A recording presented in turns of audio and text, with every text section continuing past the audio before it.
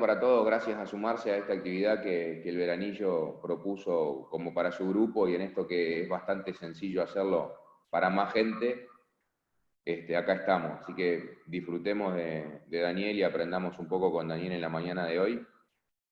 Daniel nos pedía de tener una charla interactiva, o sea, que todo aquel que quiera parar levante la mano, o interrumpa de alguna manera, para que lo podamos ver y generar intercambio a medida que la presentación va avanzando, y después de la presentación alguna rondita de preguntas que haya quedado colgada, ya sea a nivel del chat o que alguno quiera.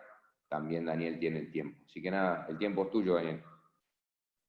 Bueno, gracias Gonzalo, gracias también Santiago ahí y a todo el grupo de Veranillo por la invitación, que a pesar de haberme retirado ya de la actividad más fuerte del sur, bueno, por lo menos uno piensa que puede seguir aportando algo, en este caso a los productores CREA y a su CREA en general, que es una institución verdaderamente referente, y es un tremendo desafío para mí esto.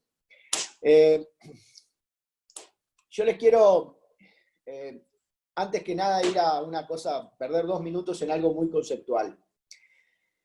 Mi objetivo hoy es tratar de llegar a información concreta para la toma de decisiones. ¿Por qué lo hago? Porque cuando yo estoy del otro lado y voy a escuchar sobre un tema en el cual quiero capacitarme de alguna manera, lo que más quiero es información concreta, que para el que la presenta a veces es lo más difícil de todo.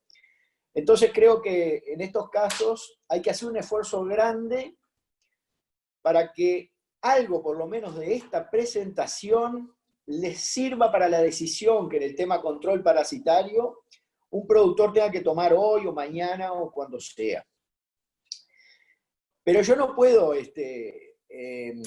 dar información concreta como va a llegar sobre el final de la presentación sin conversar algo sobre algunos aspectos muy conceptuales de lo que es el conocimiento.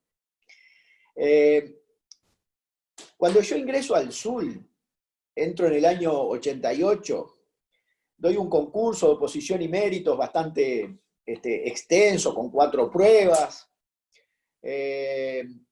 ingreso, y ahí hago una composición de lugar y digo, pero yo tengo una carrera que bastante bien me había ido, había hecho una gira por Nueva Zelanda y por Australia, me formé en el campo, sobre todo con mis hermanos, 2 agrónomos, uno veterinario, y sobre todo con el veterinario, que además muy ovejero, y entonces con él prácticamente nació la vocación por la ganadería en general y por el rubro en particular. Entonces, en aquel momento yo entro al SUL, joven, y pienso que tengo mucho para aportar. Hace 1 año y poco salgo del SUL. Y cuando me retiro, que uno tiene más tiempo para pensar, digo, la diferencia en el conocimiento entre cuando yo entré y salí era abismal.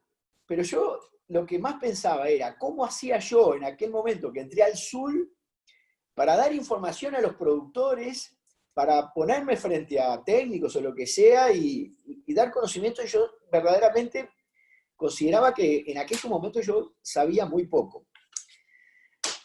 Pero este razonamiento sigue para adelante, porque hoy en día uno puede decir que sabe muy poco, pero esto no es una clase de humildad ni nada, es una composición de lugar que para mí era muy necesario tenerlo en este tipo de presentación, y espero pueda hacer un aporte para otros.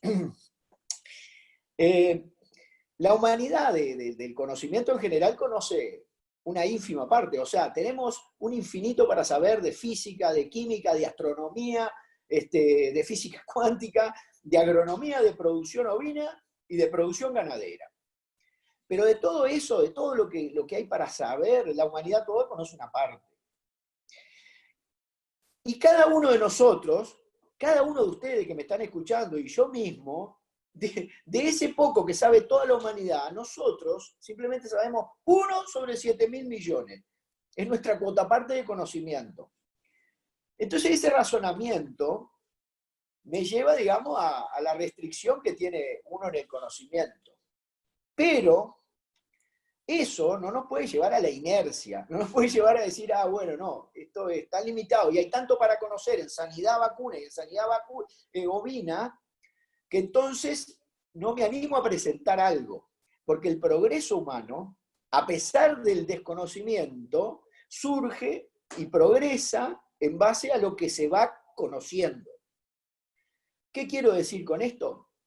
Que todos nosotros, desde un asesor CREA, yo en mi trabajo en el sur, cualquiera de ustedes en su establecimiento, nos manejamos con la información que tenemos, que es limitada, pero que es la manera de manejarnos y de progresar de la mejor forma posible. Por lo tanto, cuando yo doy alguna información concreta, es posible que en el tiempo algunas cosas cambien, pero es lo que conocemos hoy.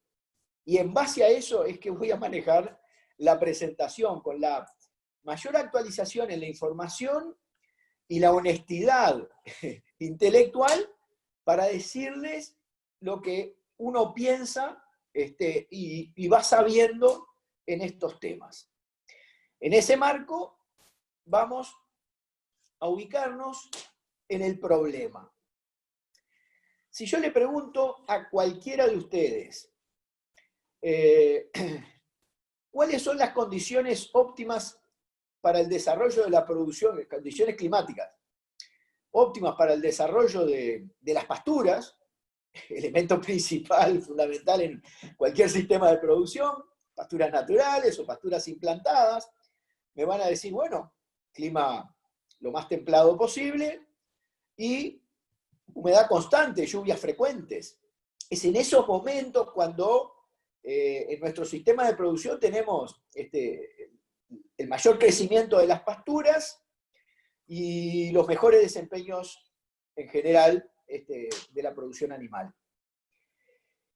Y si ustedes me preguntan a mí cuáles son las condiciones para el desarrollo de los parásitos, a nivel de laboratorio, en mi laboratorio de Cerro Colorado, lo que yo hago para cultivar larvas, por ejemplo, es darle humedad y temperatura, 25 grados centígrados, y humedad, los riegos, los cultivos esos se riegan todos los días o día por medio. Quiere decir que los parásitos internos, los nematodos gastrointestinales, van de la mano de las pasturas, van de la mano de nuestro clima. Algunos se adaptan más al invierno, otros un poquito más a la primavera o al verano. Pero en definitiva, son un elemento intrínseco de nuestro sistema de producción. Nos guste o no nos guste, son un elemento intrínseco. No conozco yo ninguna hipótesis ni línea de trabajo que tienda a erradicar en climas templados y sistemas pastoriles los nematodos gastrointestinales. Ni siquiera una hipótesis, una línea de trabajo que uno diga, bueno, por esta vía. ¿No? Yo no las conozco, quizá la haya, pero yo no la conozco. Entonces, mientras no haya ninguna línea de esas, nosotros tenemos que aprender a convivir con los parásitos. Y esa convivencia se tiene que dar en el marco de un control de ellos. Si se descontrolan, tenemos pérdidas productivas. Entonces, cualquiera que viene acá al Uruguay, instala un predio y todo, tiene que pensar que en vacunos, sobre todo en las edades jóvenes, y en ovinos, en jóvenes y a veces en la oveja de cría, tiene que tener en cuenta el tema de los parásitos. Con el Quique Nari, que lo vi conectado hace un rato, hicimos unos trabajos hace un tiempo. El primer trabajo que hicimos juntos, después trabajamos toda una vida, para medir cuánto perdíamos por los parásitos. Eso quedó ahí documentado. Hoy en día me parece que no es necesario entrar en eso. Cualquier productor sabe que los tenemos que controlar y por algo se da esta presentación. Cuando vamos a ver cómo los controlamos, si yo hago primero una pregunta a la mayoría de los productores, ¿cómo controlan sus parásitos? Me van a decir en base a los antihelmínticos, que va a ser el corazón de la presentación. Sin embargo, existen varios métodos de control, algunos con más desarrollo y otros con menos. Yo acá no voy a entrar en ninguno de esos métodos, simplemente los voy a mencionar porque creo que vale la pena. Después nos vamos a concentrar en el control químico, que son los antihelmínticos. Que ustedes lo ven ahí, en esta zona, están actuando cuando los nematodos están en la fase parasitaria. Los nematodos tienen una fase parasitaria en el animal y una fase extraparasitaria en la pastura. ¿Tá? Bueno, en el animal también podemos influir de otra manera. La inmunidad. Cualquiera de ustedes sabe, no precisa que yo lo diga acá, sabe que un animal con un buen plano nutritivo logra un mayor control de las parasitosis. O sea, la parasitosis afecta más a un animal con carencias que un animal con un buen plano nutritivo. Está casi que en la tapa del libro. Pero además, si nosotros tenemos el mismo plano nutritivo entre dos animales, también hay diferencias. Esas diferencias tienen un origen genético. Hay variabilidad genética. No tengan ninguna duda, este tema está laudado. En ovinos, yo trabajé más de 18 años de mis 30 en el sur en el tema resistencia genética a parásitos.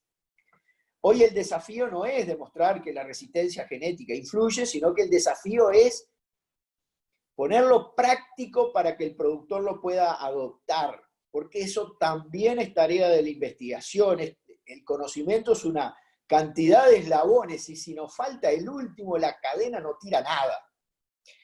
Y somos nosotros responsables de poner esos eslabones. Pero no hay duda, hay animales que son genéticamente más resistentes. Yo tenía en Cerro Colorado, hoy lo sigue esos trabajos Sofía Salada en el sur, pero yo tenía una línea resistente seleccionada durante 18 años y otra línea seleccionada por susceptibilidad. Y la estudiamos bastante. Bien, y otra manera de la inmunidad es generar una vacuna. Y muchos productores en este momento estarán diciendo, una vacuna, con todo lo que se trata de sacar una vacuna para el COVID y me habla de una vacuna para los nematodos que nunca sentí. No, sí señores, hay vacunas para los nematodos, hay una vacuna que está disponible en Australia, es tecnología contra Haemonchus contortus del ovino, es tecnología escocesa y desarrollo australiano, y nosotros tuvimos la suerte de hacer muchos trabajos de campo con esa vacuna en nuestro campo de Cerro Colorado, con éxito. Es una vacuna que controla entre un 82-85% de los Haemonchus, un mecanismo verdaderamente fascinante desde el punto de vista biológico. Está disponible en el mercado australiano, creo que la iban a poner disponible en el mercado sudafricano, y capaz que algún otro en Uruguay por un tema de costos, porque es una vacuna de producción muy compleja, no la pudieron traer los laboratorios, pero existe. O sea que no es, y en vacunos, en bovinos también se han desarrollado líneas de investigación en este sentido, pero no están disponibles en el mercado. Esto es simplemente para que lo sepan. Y ya yendo a fuera del animal, en las etapas de vida libre, hay enemigos naturales. En bovinos se han estudiado hongos que atacan a los nematodos, son enemigos naturales que si vos aumentás su participación en el sistema de producción, controlan a los parásitos, y en Australia también tienen algo en ese sentido. Otra alternativa es el manejo del pastoreo. No hay ninguna duda de que si nosotros realizamos un determinado sistema de pastoreo, podemos favorecer a los parásitos o favorecer al control parasitario. No solo con el pastoreo en sí mismo para una especie, sino con el pastoreo alternado entre especies. Hay unos trabajos del Rubino y después repetimos con Nari sobre, por ejemplo, preparación de una pastura para el cordero al destete.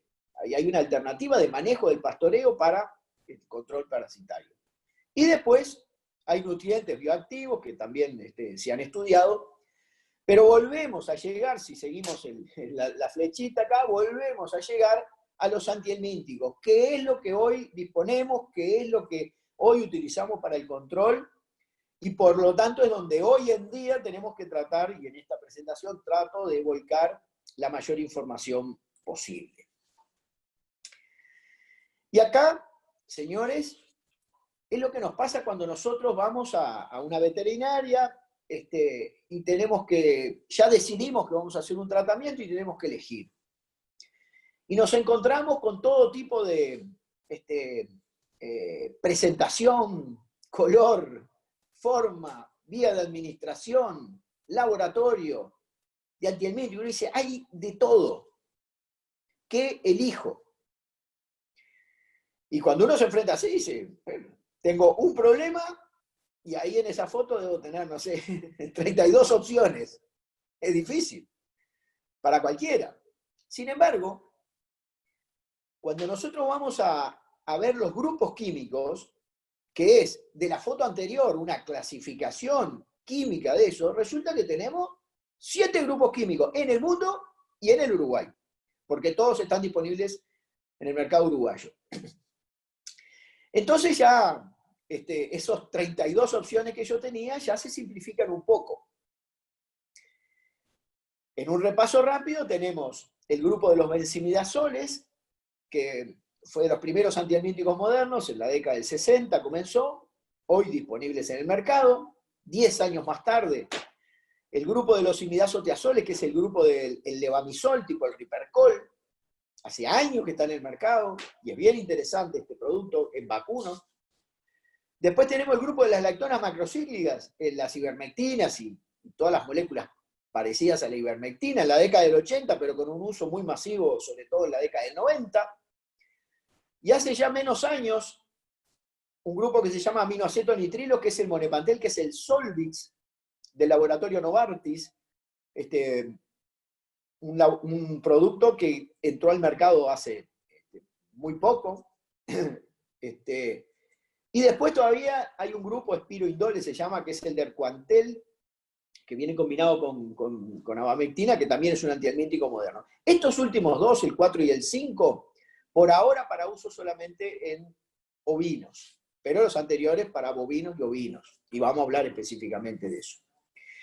Y después de espectro reducido hay dos grupos, el grupo de los organofosforados, otro grupo en el que me voy a detener en la presentación a continuación, donde tenemos tricorfom y sobre todo naftalofos, que está desde la década del 50. Una cosa impresionante, ¿está? Y la salicilanilida, donde está el closantel y otros productos que se desarrollaron como saguaipicidas, pero que en ovinos, en principio, tienen acción contra la lombriz de cuajo, y como la lombriz de cuajo es un parásito importante en el caso del ovino, los closantel tienen su lugar de acción. Y vamos a ir de a poco metiéndonos en este tema. Cuando ustedes o yo, cualquiera de nosotros, decide instalar un tratamiento antihelmíntico, esa decisión se toma por algo. Hay algo que nos lleva a decir, voy a tratar a los terneros, voy a tratar a los corderos. Esos tratamientos pueden tener una base estratégica que está preplanificada, que está decidida de antemano, que por ejemplo en el caso del ovino puede ser previo a la encarnerada, en el preparto, en la señalada, o sea en el posparto a las ovejas, o en el destete de los corderos. Y en el caso de bovinos, al destete de los terneros, ¿sí? En principio estamos pensando en un destete, vamos a llamarlo tradicional, ya con 5 o 6 meses de esos terneros. Otra decisión puede estar asociada al manejo del pastoreo. Muchas veces un productor va a cambiar o de parcela o de potrero y decide hacer un tratamiento previo al cambio. Otro tratamiento está asociado a la epidemiología. Esto es, disculpen el término, pero esto es con las condiciones ambientales que nosotros tenemos en el momento, decidimos hacer un tratamiento. Vino lluvioso, las pasturas están creciendo, pero necesito hacer un tratamiento porque el tiempo vino favorable para el pasto y para los parásitos. Y después hay tratamientos tácticos que están basados fundamentalmente en el diagnóstico. En el diagnóstico que hacemos a través del apoyo de un laboratorio, que mandamos muestras y nos dijo, sí, hay un nivel de parasitosis que necesita ser controlado, y otro es clínico. Y este es el que más se usa. Nos guste o no nos guste. En realidad muchas veces bien justificado, otras veces capaz que no tanto. ¿Qué quiero decir? Que muchas veces nosotros vamos, vemos los animales, nos parece que no están lo bien que deberían de estar y decidimos hacer un tratamiento. No voy a hablar ni mal ni bien de esto, por supuesto, porque hay mucha gente y en esto soy bien honesto, que tiene una capacidad verdadera de observación, gente, productores o gente de campo, guarda, o sea, trabajadores rurales, un capataz o quien sea, que tienen una capacidad de evaluación de los animales y de su crecimiento y de su estado como para percibir el problema parasitario, porque en definitiva lo estamos percibiendo, estamos diciendo estos animales están parasitados, voy a tratar. Y a veces hasta nos basamos cuánto tiempo hace que no hicimos un tratamiento anterior. Ese tratamiento muchas veces es certero y otras veces no tanto. Tenemos que ser conscientes que, porque el Laboratorio del Sur le ofrecía el servicio externo, y muchas veces un productor estaba convencido que tenía que tratar, mandaba muestras, todo bien, y nosotros analizamos y el problema no era parasitario. Y si el problema no es parasitario, no es. Y el análisis es bueno, digamos, es una buena herramienta para saber si los animales verdaderamente están parasitarios. Entonces, no digo que haya que usarlo siempre, el análisis, pero muchas veces nos puede ayudar. O sea, no estoy diciendo que sustituya el diagnóstico clínico de un veterinario, de un productor, de un trabajador rural que sabe mucho de los animales, no lo debe sustituir, pero el laboratorio se debe usar un poquito más. Y hay algunos tratamientos selectivos, pero no nos vamos a detener en eso. El problema es que si no existiera la resistencia antihelmíntica, esto era mucho más fácil. Ustedes iban a toda la lista anterior de antihelmínticos y elegían un producto por calidad, precio, vía de administración y poca cosa más. Porque en su origen los antihelmínticos son productos 98, 99, 99,5% de eficaces. Entonces, si no existiera la resistencia antihelmíntica, esta presentación se reducía a 10 minutos. Sería todo más fácil. Pero las cosas son como son. Hay resistencia antihelmíntica que no es un problema del laboratorio, es un problema de que cambiaron los parásitos. Muchas veces sucede de que un laboratorio tiene un producto excepcional de altísima calidad y falla. Y nosotros no podemos creer cómo le falla ese producto, que tuvo un desarrollo, que tiene atrás una tecnología de primera, y sin embargo el control que era cercano al 100% termina siendo muy bajo. Eso no es que perdió calidad el producto, eso es que ganaron adaptación los parásitos, y a eso vamos para ir entrando en el tema ya específico de los antihelmínticos, la resistencia y los productos que podemos utilizar. Y acá puedo desatar cierta polémica, pero me encanta discutir, pero les voy a comentar una cosa, de que hay mucho número, pero se las voy a resumir en palabras. Señores, si ustedes miran acá tienen diferentes predios del 1 al 14, diferentes productos, benzimidazole, levamisole, ivermectina, moxidectina, el Solvix, el Startec, Closantel, tipo el Saguacid, y Naftalofos, tipo Tritón, Valmetin, esos productos. Y acá lo que tienen es el porcentaje de eficacia en diferentes trabajos que novinos desarrollamos en el sur, con diferentes actividades. Entonces uno podrá decir, la situación de cada predio es particular. Todos los predios son diferentes. Y eso lo decíamos, lo dijimos, lo dije. Sin embargo, hay un patrón de comportamiento de los antihelmínticos que es común. Y eso es lo que yo les quiero decir a ustedes ahora. Porque si fuera diferente en cada establecimiento, muy diferente en cada establecimiento, esto termina acá diciéndole, bueno, cada cual tiene que hacer su chequeo de resistencia antihelmíntica y después hablamos. Sin embargo, me voy a animar, a atrever, a hacer recomendaciones sin necesidad de tener un diagnóstico de un predio. Y por eso hice aquella reflexión del conocimiento, media filosófica, y de las limitantes que tiene esto, pero el riesgo que yo asumo hoy. Miren la primera columna, es la de los benzimidazoles, ABZ, albendazol. hay chequeos en casi todos esos predios, y tienen 90, 52, 76, 79, 69, 51, 0, 1, 37. Eso es el porcentaje de eficacia, o el porcentaje de resistencia, como lo quieran ver. Entonces uno dice, ¿qué variación hay entre los predios? Variación nada. Hay variación en el porcentaje de la población que se hizo resistente, pero todos los predios chequeados en ese periodo, todos, tienen resistencia. Y a un parasitólogo le puede interesar si la resistencia es absoluta, como en este que la eficacia fue 0, y en otro que la eficacia fue 69. Pero a un productor no le cambia nada. ¿Saben por qué? Porque la conclusión es que el que tiene 0 no lo puede usar, y el que tiene 51 tampoco lo puede usar. Porque controlar la mitad de los parásitos es inaceptable. Si tenemos un problema parasitario, controlar la mitad de los parásitos, créanme, es inaceptable. No podemos. Tenemos que controlar en ese momento, en el animal, por lo menos el 85% de los parásitos, el 95% de los parásitos. Entonces, hay un patrón de comportamiento en los benzimidazoles, en el albendazol acá, que es uno de los que tomé como ejemplo, en el cual en todos los predios, en ovinos, hay resistencia. Y esto se repite, y se repite, y se repite, y se repite.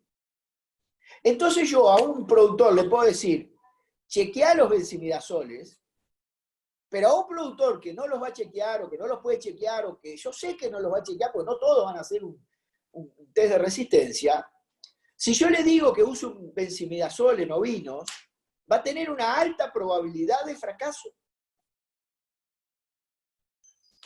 Entonces, en principio, guste o no guste, en principio tengo que decir, sin saber la situación de ese predio, que no lo use. Hay algunos predios que han mejorado el nivel, porque después de tantos años de no utilizarlo, retoma un poco la efectividad. Por ejemplo, miren este predio, el número 7, tiene 94% de eficacia. Muy posiblemente sea un predio que tuvo resistencia, lo dejó de utilizar, y después retoma un poco la eficacia. Entonces, estratégicamente, de repente yo lo puedo utilizar porque un 94% está bueno. Pero la presión de selección a la resistencia es rapidísima. Entonces lo puedo utilizar, pero muy puntualmente. Ese es el panorama. Pero ahora vamos a la segunda columna de los levamisoles. Y también hay resistencia. Sobre todo de los parásitos invernales, Trichostrongylus y otros parásitos de intestino. No tanto para la lombriz de cuajo. No tanto para la lombriz de cuajo. Sigo para adelante. Grupo de las ivermectinas. Furibunda resistencia. Absoluta resistencia de la lombriz de cuajo. Entonces, tengo este panorama de resistencia. Si yo tengo lombriz de cuajo, la probabilidad, en ovinos, la probabilidad de que la ivermectina me funcione bien es bajísima, tan baja que a nivel de investigación, muchas veces a mí, muchas veces no pude conseguir una cepa sensible. Había que hacer trabajo, la traíamos de Argentina, otros la traían de Australia. No podíamos conseguir una cepa de Haemonchus contortus sensible a la ivermectina de la difusión que tiene en los predios de la ganadería uruguaya. Esto estoy diciendo de que en los Haemonchus que ustedes tienen, las ovejas de sus establecimientos, los Haemonchus son resistentes y la ivermectina no actúa. Y ustedes me dirán, bueno, pero mejor aún, sí, si haces un lombriz, chequeás la ivermectina y es lo que se recomienda. Pero mientras no lo hagan, no lo usen. Pero ojo, que los parásitos invernales, tipo el Trichostrongylus, los que están ahora en el intestino de un ovino, son resensibles. Entonces, de repente en estos momentos, combinado con otro producto en categorías de recría, los corderos que nacieron el año pasado, puede funcionar. Y miren que voy a hablar de bovinos también. Bueno, la amoxicilina, después vamos a entrar en más detalle. Acá tienen el Monepantel, que es el Solvix, un producto nuevo en el mercado. En todos los casos nos dio eficacia, tiene lógica. Y acá tienen el StarTech, de los que fue chequeado, también eficacia. Aquí tienen el Closantel, con diferencias entre predios, y aquí tiene el nastalofos, interesantísimo, organofosforado de uso no vinos, que también tiene eficacia. Y acá ya empezamos con una cosa re interesante. Las ivermectinas, por decir una cosa, nacieron en la década del 80, se empezaron a utilizar en la década del 90 y está lleno de resistencia. Y el nastalofos para el lombriz de cuajo a 50 miligramos kilo nació en la década del 50, señores. Del 50, lo usamos bastante en la década del 50, en la década del 60 y se retomó en la década del 90. Y yo no pude encontrar resistencia de Moncus contortus a los nastalofos a 50 miligramos kilogramos, y hice uso y abuso. Hice todo lo mal que se podía hacer para desarrollar resistencia antihelmíntica y nunca la puedo encontrar. No digo que no la haya, yo no la encontré. Entonces ya marca que no es cuestión de que, no, porque este producto hace tiempo que lo usamos, este producto hace menos. Eso influye, pero hay cosas que influyen mucho más en el desarrollo de la resistencia antihelmíntica. Y es esto. Señores, tengo que ir a un aspecto básico para poder entenderlo, porque después que entendemos los temas los podemos tratar mejor. Nosotros, cuando aplicamos un antihelmíntico, no somos los que generamos la resistencia, somos los que la desarrollamos. Porque la resistencia antihelmíntica son cambios en el ADN del parásito, mutaciones, que se producen en forma espontánea. Nadie aplicando un bencinidazol logra una mutación en un nematodo. Nadie aplicando una ivermectina provoca una mutación en una coperia de un bovino. La mutación es algo espontáneo. Es algo que se da en la naturaleza cuando se están reproduciendo los parásitos, los virus, las bacterias y las personas. Y las mutaciones son de frecuencia bajísima. Este cuadro negro que ven acá marca en forma muy conceptual la situación original de los parásitos. Es que la inmensa mayoría, por ejemplo, frente a un antihelmíntico, son susceptibles, pero hay algunos que mutaron, esos rojos que ven ahí, hay algunos que mutaron y se pueden potencialmente son resistentes al antihelmíntico. Bien. ¿Qué sucede en el predio de cada uno? Que si nunca utilizan ese antihelmíntico, porque no lo usan, porque no lo compran, o porque la ciencia no lo descubre, esa frecuencia baja de mutantes queda en esa frecuencia baja de mutantes, porque su mutación se diluye con todos los demás. Pero, si la ciencia descubre, lo pone en el mercado, y un productor empieza a utilizar ese antihelmíntico, esos dos rojos los empieza a seleccionar, sin intención, por supuesto, pero los empezamos a seleccionar, porque en ese recuadro negro que ustedes están viendo ahí, barremos todos los verdes, dejamos los dos rojos, se empiezan a reproducir entre ellos y se empieza a desarrollar una población cada vez más roja, que cuando llegamos a esta etapa es la eficacia de cero que hablábamos. ¿Y por qué perdí tiempo en este tema conceptual de la generación y el desarrollo de la resistencia antihelmíntica? Porque acá está la base. No está en la frecuencia, cuánto hace que lo descubrimos y todo. Depende de la situación original. Si la mutación es una mutación que se da en la naturaleza en forma frecuente, la posibilidad de seleccionarla es más alta. Si las combinaciones de genes son combinaciones más simples, es más fácil seleccionarla. Entonces no es un aspecto que dependa tanto de nosotros. Nosotros influimos con la frecuencia de tratamientos, con productos, con una cantidad de cosas. Influimos. Pero la base está en la situación original. Esta lámina, perdónenme, pero la uso solo para mí, porque ¿cuándo me di cuenta yo de eso? Después con Nari y con otros colegas veníamos trabajando en resistencia antihelmíntica y yo no terminé años y no terminaba de entender este concepto. Un día vienen los suizos de Novartis, descubren el Morepantel, el Solvix, un producto con el cual yo desde la investigación del sul trabajé bastante y aprendí muchísimo. Me surgieron, por supuesto, más dudas, pero la verdad que aprendí algunas cosas. Y una de las cosas que terminé de consolidar fue ese concepto de la resistencia. Miren qué interesante. Cuando los locos de Novartis descubren el Monet-Pantel, estudiaron el mecanismo de acción del Monet-Pantel y la zona genética que gobernaba eso. O sea que después, provocando mutaciones intencionales con productos, no con el antihelmíntico, sino con productos mutagénicos, lograron determinar cómo era la mutación que iba a determinar la resistencia al Solvix. ¿Estamos de acuerdo? Bueno. Y antes de que ustedes tengan el Solvix en la estantería de una veterinaria, los suizos de Novartis se comunicaron con nosotros porque querían hacer un trabajo en el Uruguay. ¿Qué era ese trabajo? Era ver la frecuencia de mutaciones que podían dar resistencia al Solvix antes de ser utilizado. Un trabajo, para mí fue bastante desafiante porque había que remitir RNA de los parásitos. Yo al principio de molecular no estoy formado ni nada, pero bueno, al final se pudo hacer con éxito. Pero era información fundamental para el laboratorio. ¿Por qué?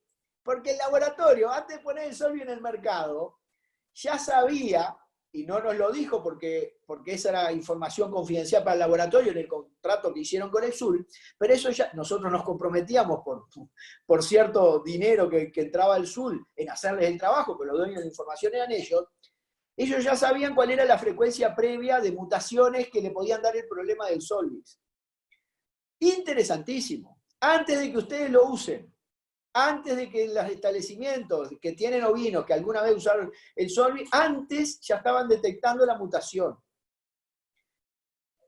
Y lo sabían. ¿Tá? Y ahí yo empecé a entender que las mutaciones de la resistencia ya están previamente. Se están dando en la naturaleza. A ver si me explico. Ahora, en los hemoncus, o en los tricostrógilos, nematodos, o en las coperias de los terneros, que se están produciendo en frecuencia baja algunas mutaciones. Alguna de esas mutación puede ser resistente a algún antihelmíntico que descubran dentro de 10 o dentro de 20 años. Es un tema de adaptación. Bien.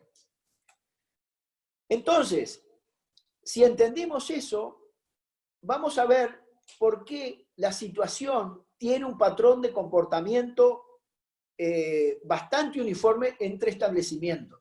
¿Tá? Vamos a repasar los benzimidazoles. Yo les decía de que tanto para los dos parásitos del ovino, Hemoncus y Tricostróngilo, Hemoncus más de verano, primavera, verano, otoño, Tricostróngilus más de intestino y de invierno, hay un amplio desarrollo de la resistencia. Entonces, la probabilidad de fracaso es alta. Pero en bovinos está disponible el Ricobendazol. Hay un buen perfil de eficacia. Y esto no es poca cosa. En bovinos, al principio los productos eran de uso oral, como está el Panacuraí, como estaba el Balbacem, por ejemplo, que eran de uso oral para bovinos, pero los laboratorios rápidamente, por practicidad, sacaron los inyectables, que son los ricobendazoles que están en el mercado. En general, tengo los datos ahí más adelante, pero lo vamos analizando ahora, la eficacia de los ricobendazoles en bovinos para la coperia, sobre todo que es el principal parásito del bovino, de los terneros, en este momento, tiene un perfil de eficacia bueno. Entonces, lo que no es el grupo que no es tan recomendable para ovinos, en principio es bastante recomendable para bovinos. Yo les puedo asegurar que van a tener absoluta eficacia en cada uno de los predios que en este momento me están escuchando. No lo puedo hacer, no puedo saberlo, pero sí sé por la información que disponemos que hay una alta probabilidad de éxito. Entonces, si hacen un chequeo de resistencia antihelmíntica, buenísimo. Pero si no lo hacen y utilizan un ricobendazol, saben que tienen una alta posibilidad de eficacia. Y una prueba práctica de campo es, lo usan y después lo chequean rápidamente. Muestras a los 14 días, a los 12 días de esos terneros o de esos sobreaños, de lo que sea, y remitimos al laboratorio, y si nos da 0, bueno, logramos control, y si nos da una carga alta, lo que yo les dije como una generalidad, particularmente en el predio de cada uno, en ese predio, no estaba funcionando. Pero más vale conocer esa información general porque es bastante consistente. Y acá, un producto para mí interesantísimo. Lo más interesante que les voy a decir en toda esta mañana para vacunos. En el caso de los ovinos, la resistencia del tricostróngilo, que es el parásito de intestino y de invierno, es amplia, muy desarrollada. En la inmensa mayoría de los casos hemos detectado resistencia. Pero la lombriz de cuajo le ha costado más. Es más, hace unos cuantos años nos contactaron porque de otros países estaban necesitando Moncus contortus resistente al levamisol, o sea, el parásito más importante del ovino resistente al levamisol. Y costó conseguirlo. No era fácil. Pero lo más interesante de todo está en bovinos. La coperia, el parásito que está ahora en el intestino de los terneros, casi no ha podido desarrollar resistencia. Entonces, es un producto de extrema utilidad en bovinos hoy en día. Y vos me decís, pero ¿está desde la década del 70? Sí, está desde la década del 70 y las ivermectinas, que la vamos a ver después, han desarrollado resistencia. Pero la coperia al levamisol ha tenido serias dificultades de desarrollar resistencia. Y no es un tema de frecuencia ni calidad de producto, porque los establecimientos que uno va y lo chequea y anda bien, han usado más o menos levamisol, han usado levamisoles de buena calidad o de mala calidad. Entonces, si ustedes me preguntan al nivel de conocimiento actual, ¿qué es lo que pasa? Lo que pasa es que en la genética de la coperia, esas mutaciones que pueden desarrollar la resistencia o no están presentes o están presentes en una frecuencia hiper baja. Entonces no la pueden desarrollar. Entonces ustedes y yo podemos hacer las cosas medianamente mal y nos cuesta desarrollar esta resistencia. Pero ¿qué es lo importante? ¿Cuál es el corazón de esto? Que la probabilidad de éxito cuando apliquen levamisol en terneros de esta época es altísima. Entonces yo puedo asegurar que esto es in eternum, no. Sería irresponsable, muy irresponsable. Pero sí les puedo decir que cualquiera de ustedes cuando lo vaya a utilizar mañana va a tener una alta probabilidad de éxito. Y si en 99 de ustedes tiene éxito y en uno fracasa, yo prefiero dar esa recomendación. Porque ¿cuál es la otra opción? Es que el productor sin información, capaz que utiliza una ivermectina y tiene una alta probabilidad de fracaso.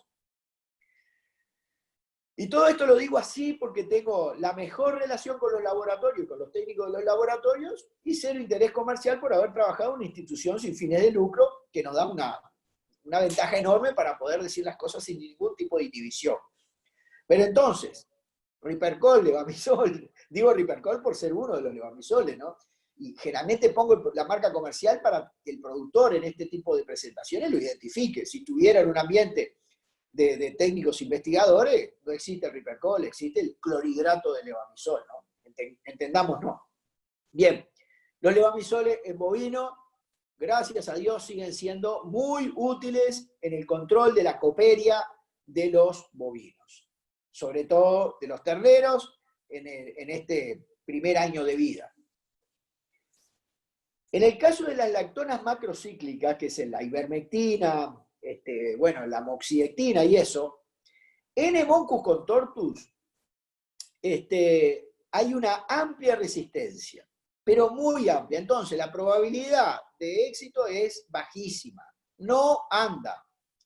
Pero todos los parásitos invernales, Trichostrongylus y otros intestinales, les ha costado, no la coperia del bovino, pero estoy hablando de ovinos, les ha costado mucho desarrollar resistencia. Quiere decir que la moxidectina, que tiene un perfil de eficacia mejor que la ivermectina, en parásitos invernales intestinales del ovino sigue siendo una opción. Es interesante esto, porque yo les estoy diciendo que en verano para lombriz de cuajo les va a ir muy mal, pero capaz que en invierno, ahora o dentro de un mes, les puede ir muy bien. Y en bovinos, lamentablemente para los productores, lamentablemente para mí, para poder darles información de utilidad, y lamentablemente para los laboratorios que descubrieron y todos los que después desarrollaron estos productos, las lactonas, la Coperia ha desarrollado resistencia muy amplia. Entonces, la probabilidad de fracaso cuando utilicen este tipo de productos verdaderamente es alta. Algunas veces hay algún otro parásito de menor importancia en bovinos que puede tener efectividad. Algunas veces yo lo he utilizado, por ejemplo, el sidectino, la moxidectina, en combinación con los ricobendazoles. ¿Por qué? Porque como estamos hablando de ricobendazoles, que yo le decía, tiene un perfil de eficacia muy bueno, pero no siempre es 100%, a veces la combinación de dos productos me retrasa en el tiempo el desarrollo de resistencia y entonces me da cierta seguridad en su uso. Solvix. Trabajamos muchísimo con la molécula en los temas de resistencia y de las mutaciones y eso. América Mederos en línea, a 3 años de haber salido el Solvix, ya encontró un caso de resistencia y nosotros en Cerro Colorado habíamos encontrado en un par de predios comerciales resistencia. Pero en general, es un producto nuevo en el mercado, altamente eficaz, no muy utilizado, entre otras cosas por su precio, que es alto, por lo tanto, es un producto de suma utilidad en los ovinos. ¿Es caro? Sí, es caro. Es súper seguro y es súper eficaz. Hemos descubierto algo de resistencia, pero son casos puntuales y aislados hasta ahora. Capaz que esto cambia dentro de 10 o dentro de 15 años, pero hoy, si un productor utiliza Monet-Pantel, la probabilidad de éxito es muy alta. Y el StarTech es exactamente lo mismo, con la diferencia que yo sepa, hasta ahora no se ha encontrado resistencia. Un producto que viene combinado con Terquantel, que es lo nuevo, y Abamectina, que es un producto ya de más tiempo en el mercado, pero alta eficacia, baja resistencia, productos seguros, productos caros, solo para ovinos, muy útiles, muy útiles. Y acá el caso más interesante porque es de utilidad en ovinos, lamentablemente prácticamente solo en ovinos. Pero este producto está desde la década del 50. Y a 50 miligramos kilo, yo nunca pude encontrar del naftalofos, ahí tiene algunas marcas comerciales, Micronaf, Vercom, Triton, y Baimetin fue el primero que trajo la Bayer, digamos, que lo reintrodujo en el mercado.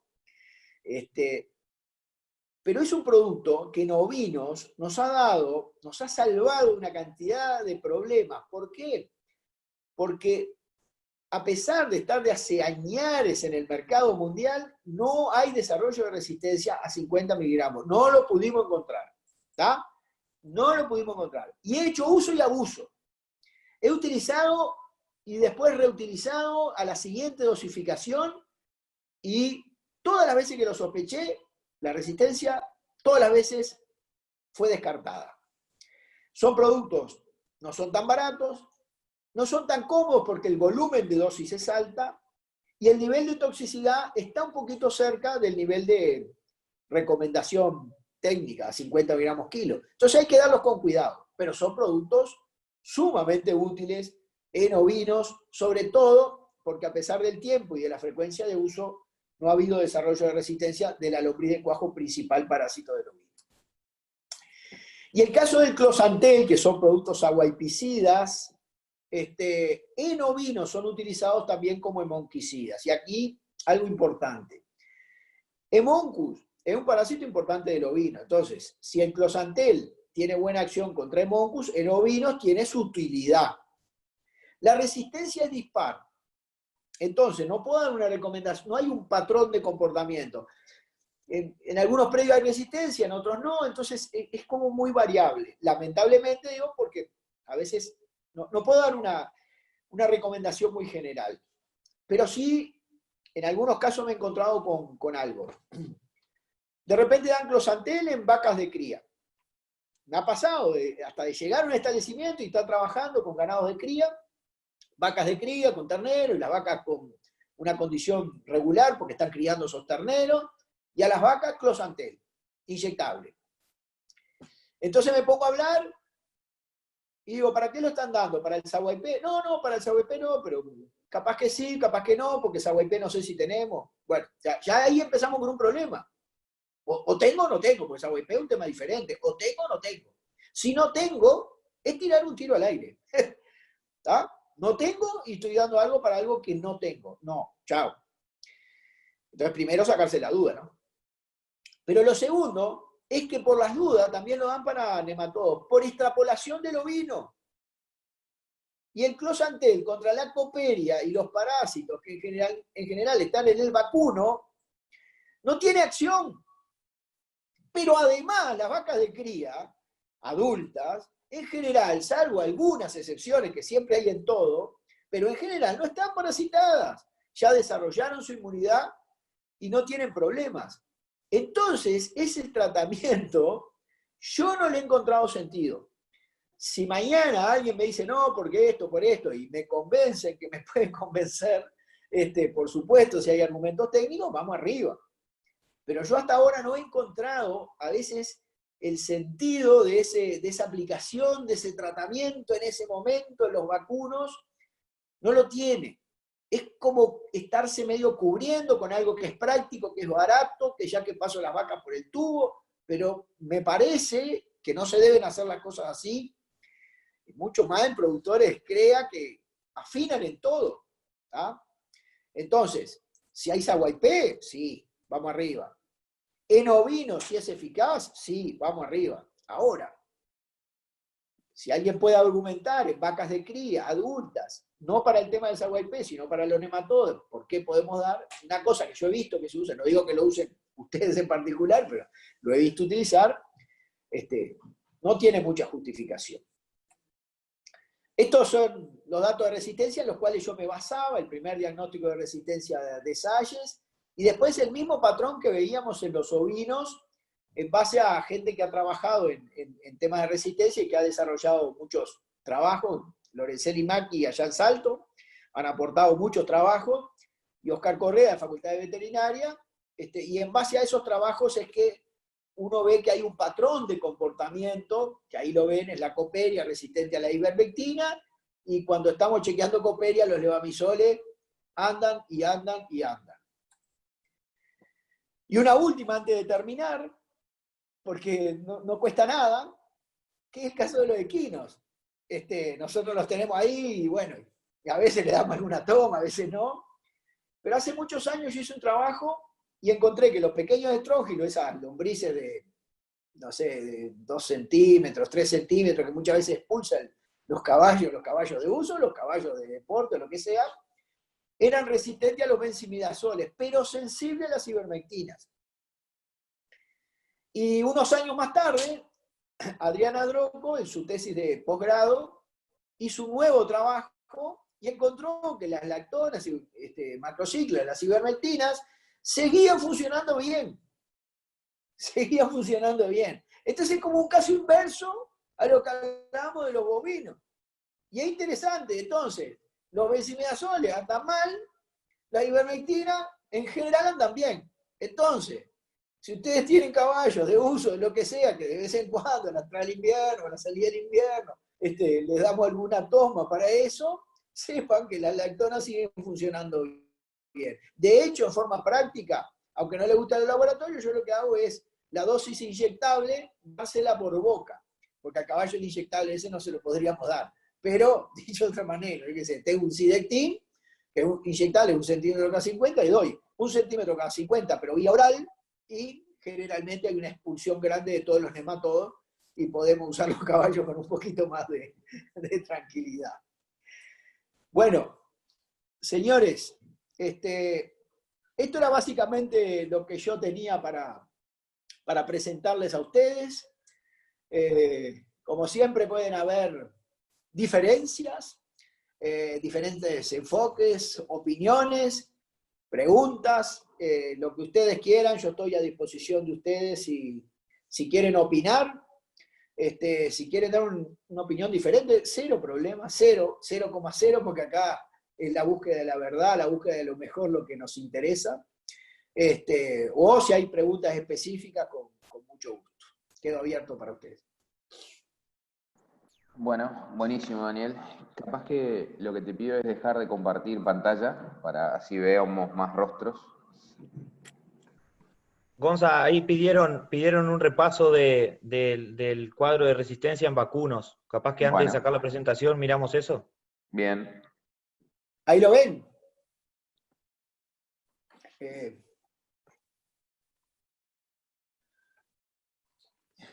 Sí, ahí se ve bien, Daniel. Ahí se ve bien, ¿no? Bueno, ahí yo agrupé de varios autores, ¿no?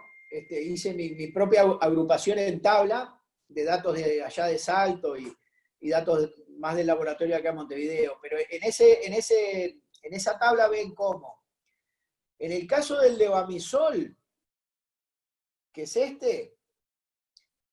siempre anda bien, salvo en este caso, que dice 53%, pero el parásito no es un parásito tan común en bovinos, que es el tricostróngilo. Entonces, esta resistencia que se da acá al levamisol está determinada por un parásito menos frecuente del bovino. Entonces es interesante parasitológicamente, pero para el productor no tiene mucho impacto. Y después sigue alta eficacia, esto del levamisol, ven ahí, siempre con alta eficacia. Otro caso de falla, y el parásito del tricotrógilo, poca importancia práctica para el productor. O sea que en términos generales muestra un patrón de comportamiento de los levamisoles, que era lo que yo le decía en el transcurso de la charla, muy bueno. Y después, lo otro interesante es la ivermectina. Acá hay resistencia y el parásito Escoperia, acá hay resistencia, el parásito Escoperia, acá hay resistencia, el parásito Escoperia, etcétera, etcétera, etcétera. Entonces, se ve, este es el caso de la ivermectina, una amplia difusión de la resistencia por parte de la Coperia en bovinos. Esas son las dos columnas principales. Acá tienen la de los ricos bendazoles, o sea, los benzimidazoles, donde la eficacia, es la última columna, como ven, el porcentaje de eficacia o de resistencia, como lo quieran ver, es muy bueno. Igual esta presentación, para el que quiera, queda disponible. Digo, estos datos ya no son míos, son de ustedes. Daniel, y tenemos una consulta acá que dice, ¿qué pasa con ostertagia? Y puntualmente Bien. me pasó que tuve un caso de ostertagia la semana pasada con diagnóstico de laboratorio y demás. Y no lo mencionaste. Sí, está bien. Lo que pasa es lo siguiente. Y acá hay gente conectada que sin duda sabe más. La ostertagia, por lo que se ha visto hasta ahora en Uruguay, no tenemos una presentación del parásito y una presentación clínica muy frecuente.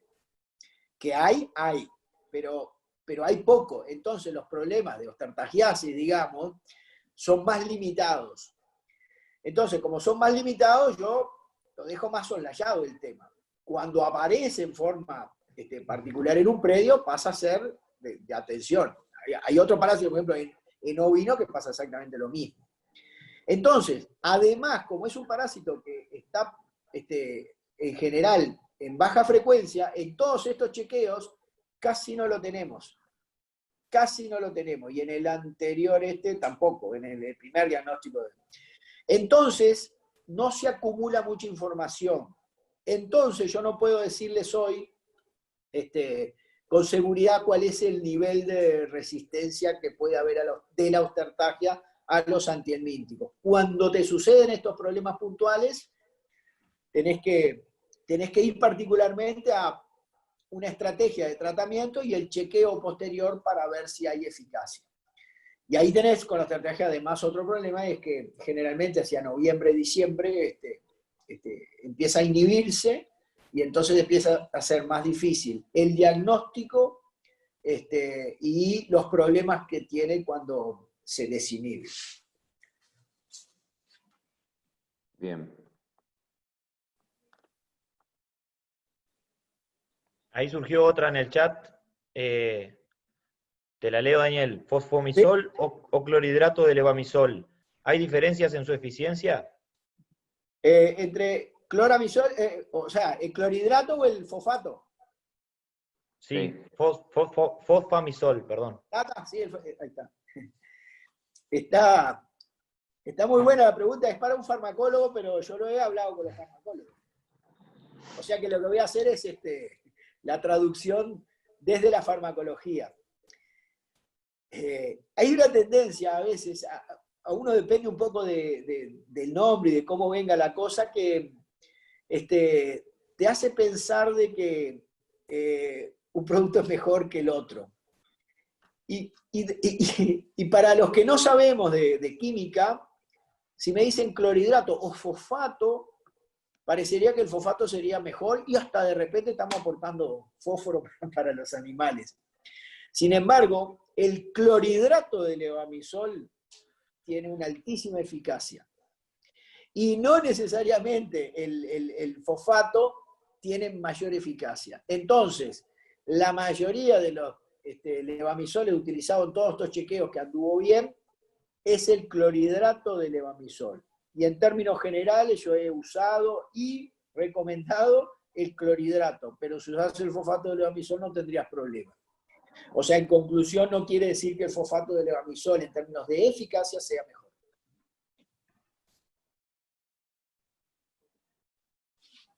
Bien, gracias, Daniel. Ahí surgió otra complicada para leer. Y Parafistomu. En bovinos.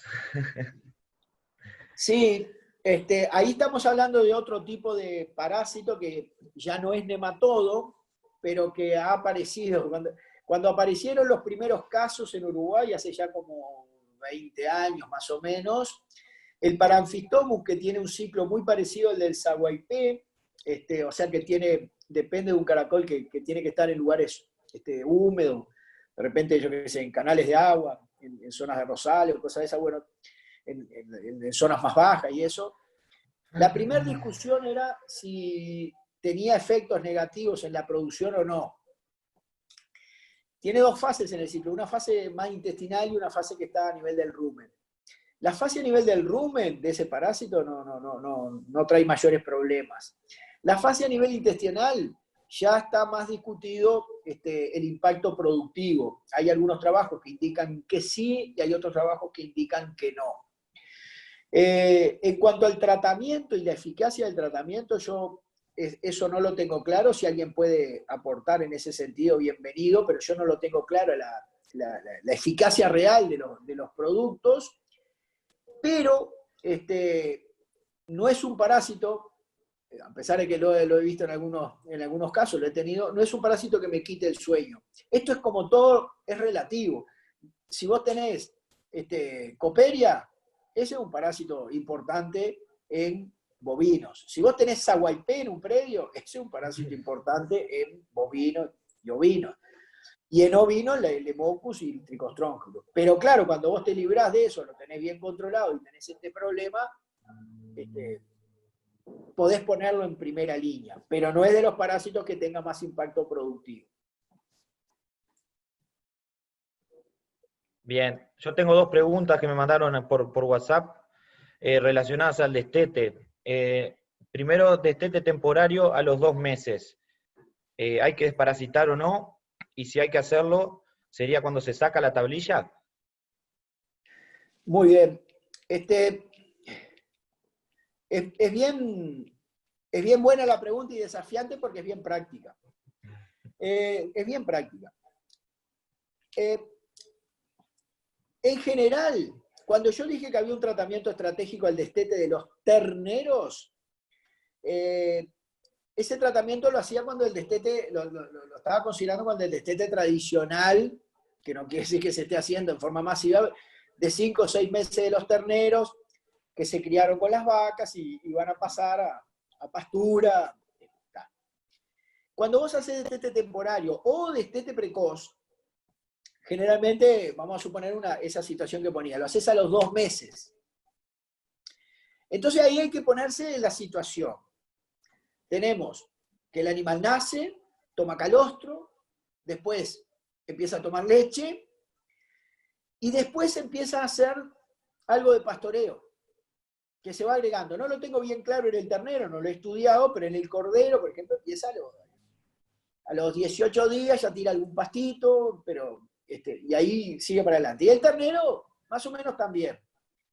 Pero el tema es si a los 2 meses tiene un nivel de parasitosis importante. Y en general no lo tienen. En general no lo tienen. He visto alguna situación, porque en el trabajo de laboratorio, o sea que son datos más de tipo empírico, que en años muy bravos para la parasitosis, y vacas con terneros pastoreando, potreros muy infectados porque no se pudo, no se supo hacer un manejo antiparasitario, he encontrado algún caso que a los 2 meses los animales están parasitados. Entonces, como recomendación, yo lo que les diría a los 2 meses es chequearlos. Y si vos me hablabas del temporario de tablilla, el primer chequeo lo hacés al poner la tablilla. Ahí sacás la muestra. Tenés el tiempo para que el laboratorio te analice y para que el día que la vas a sacar lo puedas realizar el tratamiento. ¿Qué me animo a decir? Que posiblemente los niveles de parasitosis sean muy bajos y que no tenga que tomar ninguna medida. Pero si estuviera en una excepción que a ese nivel hay problemas parasitarios, bueno, hacé el tratamiento. Pero en términos generales, no vamos a tener problemas. Y esto va para el destete temporario y ni hay que hablar para el precoz.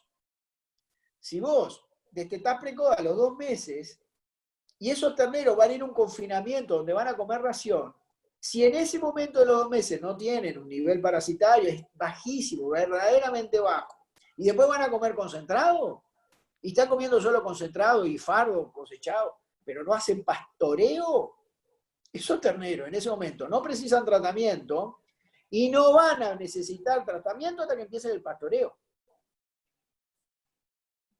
Salvo que en el lugar de destete precoz también te hagan un pastoreo y justamente sea un lugar contaminado, que algunas veces puede pasar. Y en ese caso hay que estar atento a cómo evoluciona la parasitosis. Pero en términos más concretos y resumidos de la pregunta, los 2 meses en general en los terneros no deberían de tener mayores problemas.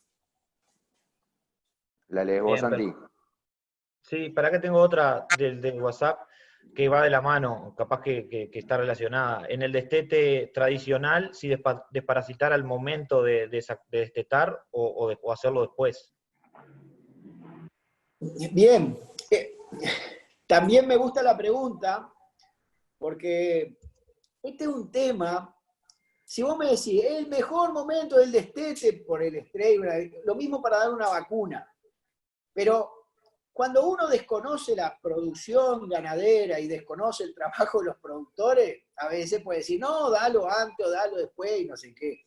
Pero cuando uno más o menos conoce, sabe el trabajo que tiene para un productor, juntar, pasar por los bretes y todo. Entonces, muchas veces sucede que es el momento del destete en que nosotros traemos a los bretes, apartamos colamos la madre y nos quedan los terneros. Entonces es en ese momento.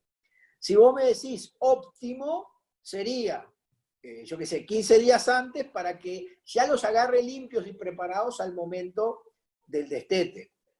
Pero eso es una situación teórica. Yo creo que en la situación práctica, el momento más práctico es el momento del destete. ¿Tenía otra parte esa pregunta o...? No, hay una en el chat que la leo yo, Gonzalo. Dale. En el campo del sur de Salto realizan tratamientos supresivos cuando se supera los 700 JPG, debe ser HPG, en corderos hasta el año de vida. El fundamento es que el cordero no genera inmunidad hasta esa edad. ¿Usted está de acuerdo con esta estrategia? Aclaro que la probé y me dio excelente resultado, pero tengo miedo de generar resistencia. Bien. El tema es así. Y acá yo sé que hay opiniones diferentes, pero yo les dije que había trabajado con una vacuna, ¿no? y cuando trabajamos con esa vacuna, que trabajé con un inmunólogo escocés que vino al Uruguay y que desarrollamos los trabajos, y después, además de eso, trabajando con una inmunóloga parasitaria de la Facultad de Medicina, que trabajamos con los animales resistentes y susceptibles a parásitos, empecé a aprender un poco más de la inmunidad en el caso de los nematodos.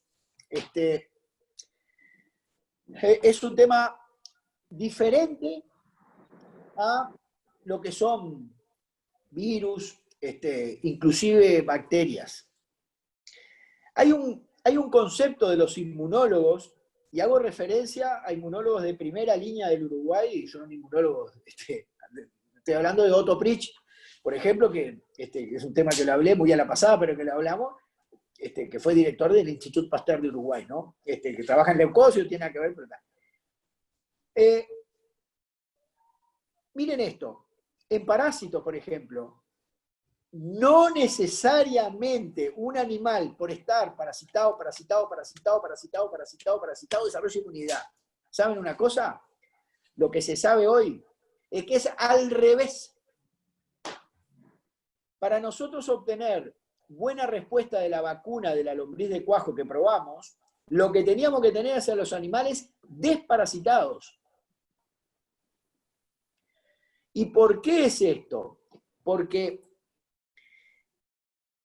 la inmunidad es reconocer lo propio de lo extraño. Mi organismo en este momento está reconociendo las células de mi piel como propia y no reacciono, salvo que tuviera una enfermedad autoinmune, que son esa enfermedad que vamos contra nuestro propio cuerpo. Y sin embargo, si entra un virus, entra el virus del SARS-CoV-2, por ejemplo, mi organismo debería de encontrarlo como extraño y ahí reacciona la inmunidad. Pero cuando algo está constante en el tiempo, el organismo le cuesta encontrarlo como extraño y lo empieza a adoptar como propio. Eso pasa con un trasplante. Vos tenés que hacer un trasplante de riñón, te bajan la inmunidad, conseguís una histocompatibilidad con algún pariente, algún hermano, te bajan la inmunidad y después te empiezan a aflojar la inmunidad y la inmunidad no lo detecta como extraño y después se acostumbra y después vivimos con el riñón implantado. Porque nos acostumbramos a que eso que era extraño pasó a ser propio. Y en los parásitos, si los animales pasan parasitados, le cuesta más al sistema inmunitario detectarlo como extraño. Esto es nuevo, es para enfermedades más de tipo crónico. El sistema inmunitario le cuesta más detectar eso. No es que desarrolle tan fácil la enfermedad. Entonces, el nivel de conocimiento que tengo yo, y sé que hay opiniones diferentes, pero esto, repito, es que cuando vos liberás en las primeras etapas de vida de parásitos al animal, llamale ternero, llamale cordero, es lo mejor que le puede pasar a ese animal para responder frente a un desafío parasitario posterior. Entonces, esos regímenes supresivos en las primeras etapas de vida, desde el punto de vista del desarrollo de la inmunidad, contrario a lo que pensábamos antes, y yo pensaba antes, son más favorables que desfavorables. Y desde el punto de vista de la resistencia antihelmíntica hay que verlo, porque para eso estaba todo lo anterior. ¿Cuál es el antihelmíntico que utilizamos? ¿Cuál es el grado de resistencia? Si es un antihelmíntico que está empezando a desarrollar resistencia y lo utilizamos de forma supresiva, nos va a ir mal, porque rápidamente vamos a fracasar. Es un tema para hablar mucho más, pero la dejo por ahí. Bien, gracias Daniel. Acá preguntan, ¿uso de closantel a doble dosis en ovinos para el caso de resistencias? Sí, ese es un trabajo que con Gonzalo Suárez, que es farmacólogo de la Facultad de Veterinaria, hizo su doctorado en los trabajos de campo con nosotros en Cerro Colorado, y la parte de farmacología en la Argentina, un doctorado excepcional, un técnico de primera línea. Y un día queríamos investigar otra cosa, queríamos investigar el nitroxinil, porque teníamos la hipótesis de que podía ser tener mejor perfil de eficacia que el closantel. Y cuando hacemos el trabajo, un trabajo con una metodología muy buena, digamos, muy precisa, muy alta metodología, digamos, resulta que encontramos que una cepa que era resistente al closantel a la dosis simple, 5 miligramos kilo, a la dosis doble, 10 miligramos kilo, se mostró sensible. Quiere decir que la dosis mejoraba el perfil de eficacia. Entonces lo empezamos a recomendar a una dosis más alta.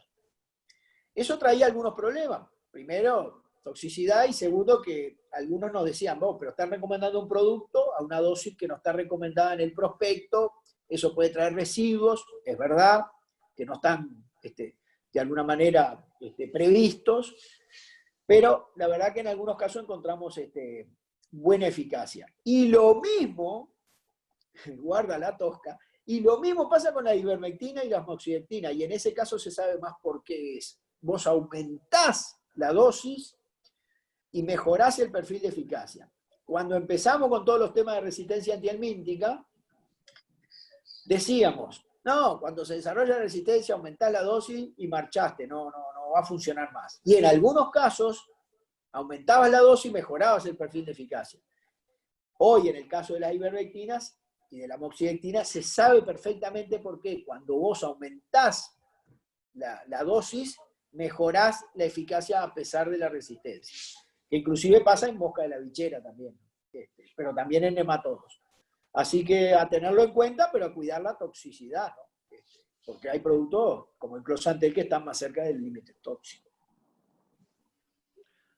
Bien, impecable, Daniel. Sigo con otra. En terneros y recrías en predio de invernada, ¿con qué frecuencia piensa que deben hacerse los tratamientos contra parásitos gastrointestinales? Bueno, si es un predio de recría, por lo que entendí de la producción, un predio de recría que compra los animales, hay un tratamiento de ingreso que tiene que... Ahí vos no tenés la situación original, o muy difícil que tenga la situación original, entonces realmente tenés que hacer un tratamiento de ingreso. Ese tratamiento que lo hacían, por ejemplo, en Argentina, en la entrada de los FILDOT, lo hacían con las ivermectinas, pero cuando hacían las ivermectinas al ingreso, con los temas de resistencia, a veces no limpiaban la coperia y entonces entraban al FILDOT con problemas. Entonces marchaban en ese sentido. Entonces se pasaron a los levamisoles. Cuando se pasaron a los levamisoles le empezó a aparecer algunos casos puntuales de sarna, sarna en bovinos, esa sarna de las cruces, el pescuezo, que no es muy importante, digamos, pero obviamente no puedes tener adentro de un encierro. Entonces esa recomendación del tratamiento de inicio al ingreso de los animales es vital. El tema es que después, en un predio de invernada, si vos entras a una pastura infectada, a veces a los 25 días tenés que tratar de vuelta. Yo tuve un caso que había un problema parasitario en unos terneros. El problema parasitario era muy alto y el productor prácticamente no podía hacer manejo. Estaba verdaderamente limitado. O sea, si él lo sacaba de ese reigras, los mandaba al muere los terneros. Entonces, ¿qué nos pasaba? Yo le digo, tengo mucha confianza con esa persona. Yo le digo, como este nivel de parasitosis es muy alto, tenemos dos problemas. Uno, la parasitosis en sí misma, que la vamos a corregir tratándolos. Pero otro es que la pastura ellos la están dejando muy contaminada. Entonces, rápidamente se van a contaminar. Entonces, o los mandás al muere la pastura, o los mandás al muere con los parásitos. Decidimos por qué. Jugárnosla a los parásitos, que sigan comiendo ese reigras contaminado. A los 20 días hicimos un chequeo, había bajado la parasitosis, tratamos, bajaron a 0, a los 20 y pico de días, de vuelta, tremendo nivel de parasitosis. Entonces, en un predio de recría, el primer tratamiento no se salva porque nosotros no podemos incorporar parásitos de afuera y porque nosotros tenemos que arrancar bien, pero el segundo tratamiento, ese que está pensando y entiendo la pregunta, es muy dependiente del momento del año y del nivel de infección de los potreros. Entonces, la recomendación más práctica es, después de ese tratamiento, ver si anduvo bien, con un chequeo post-tratamiento, y algunas semanas después, 3 o 4, ir monitoreando con muestras de HPG para ver cuándo se viene el segundo tratamiento. Y siempre que hace un segundo tratamiento y un tercero y un cuarto, chequearlo post tratamiento, que es una medida muy práctica y que nos da un indicador muy bueno de si tuvimos buena eficacia. Bien, gracias Daniel. Acá me preguntan por tratamientos para teña, y justo en el chat surge la misma pregunta. ¿Se justifica el dar tenicida a los corderos? Si la respuesta es sí, al destete, antes, más de una vez. Buena. Las teñas en el cordero no tienen un gran impacto productivo. Yo, en mi actividad más particular, en mi establecimiento, que carneo yo mismo los corderos y eso, tengo corderos muy buenos y a veces están llenos de teña. Y además hay trabajos internacionales que muestran que la teña no tiene gran impacto sobre la producción. Ahora, una cosa es que no tenga gran impacto productivo y otra cosa es que me dé lo mismo que tenga o que no tenga. ¿Tá? Si vos me decís, bueno, pero entonces, ¿qué preferís? ¿Que tengan teña o que no tengan? No, que no tengan. Parásito es. Menor sí, pero parásito es. Entonces, ¿qué es lo que sucede? Que ese parásito está presente en las primeras etapas de vida. Se ve que cuando empiezan los primeros pastoreos ya se contamina el cordero. Entonces, el problema no está el destete, el problema está antes, está en la lactancia. En corderos de 2 meses, 2 meses y medio, 3 meses. ¿Está? Bien. Entonces, el tratamiento para la teña, si no hacerlo, es anterior. En el momento de la señalada no, porque los corderos son muy chicos. En el momento del destete es intermedio. ¿Por qué muchas veces lo puedo recomendar o hacer? Porque hay productos que vienen combinados con praziquantel y que son tenicidas. Entonces, a veces en el cordero lactante de un promedio, porque tengo que hablar de promedio de edad de 2 meses y medio, más o menos, 3 meses, si un productor decide aplicar estratégicamente en esos corderos, porque los va a traer a los bretis y darles un producto combinado con tenicida, a mí no me parece mal. Lo único que me ha pasado es que el praziquantel, la dosis generalmente que viene de esos productos, ha fracasado. Y yo lo sospechaba, y en un trabajo que hicimos en el campo allá del norte del sur, lo comprobamos. Un trabajo con un laboratorio, pero lo comprobamos. El praziquantel, a la dosis normal, no nos anduvo, y duplicando la dosis anduvo bien contra la teña. Con esto les estoy diciendo que lo hagan entre los 2 meses y medio, 3 meses, pero si el producto combinado es seguro, aumenten un poco la dosis para mejorar el problema de la teña. Y al destete no, porque al destete en general los corderos en general ya se liberaron de ese problema. Bien, acá me preguntan, para seguir con ese tema, tomas para la señalada, ¿cuál sería la indicada?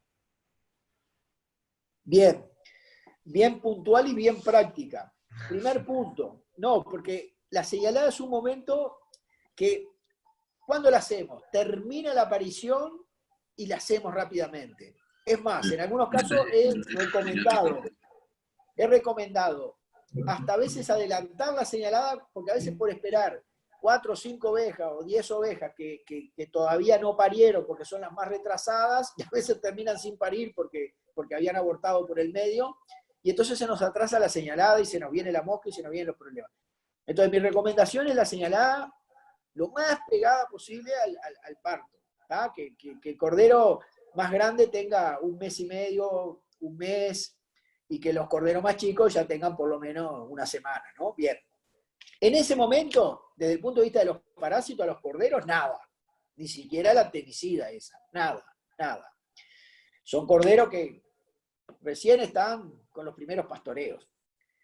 Pero la oveja en ese momento o de ahí en más desarrolla un problema muy importante, que es el alza de lactación, que es un problema para ellas y para los corderos. Entonces tenemos que dar un producto efectivo contra la lombriz de cuajo.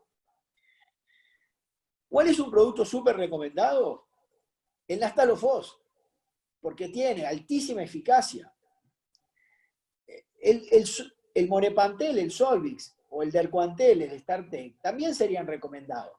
Pero son productos caros, y para una oveja, que pesa 50 kilos, más caro todavía. Entonces lo usamos más en cordero, que es estratégicamente más barato. Ahora, si yo uso naftalofos en las ovejas, tengo un problema en ese momento, que es que algunas ovejas tienen una semana de paridas y estoy lejos del alza de lactación, y otras tienen un mes y poco y están empezando o en pleno alza de lactación. Entonces el naftalofos, que no tiene residualidad, en la oveja de cordero más grande me va a actuar bien, y en la oveja de cordero más chico le estoy errando en el tiempo. Entonces yo en forma práctica lo que he hecho es dar el naftalofos más el closantel. O sea, doy el naftalofos oral y el closantel inyectable en ese momento en la oveja. ¿Buscando qué? Buscando la eficacia con el naftalofos y la persistencia, porque algunas ovejas necesitan la persistencia porque tienen cordero muy chico, con el closantel. ¿Es perfecto esto? No, no es perfecto, porque el closantel de repente tiene resistencia y no anda muy bien.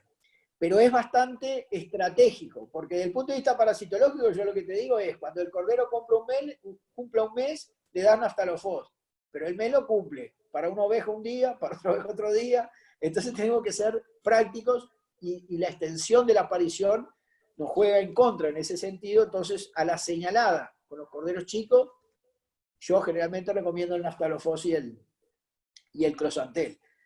Repito, por lo filosófico de la primera lámina de todas. Esto es una recomendación general, en cada caso en particular, hablándolo con el veterinario, puede llegar a otro tipo de estrategias y bienvenida. ¿Ah? Yo estoy dando cosas generales y hasta aportan a la discusión.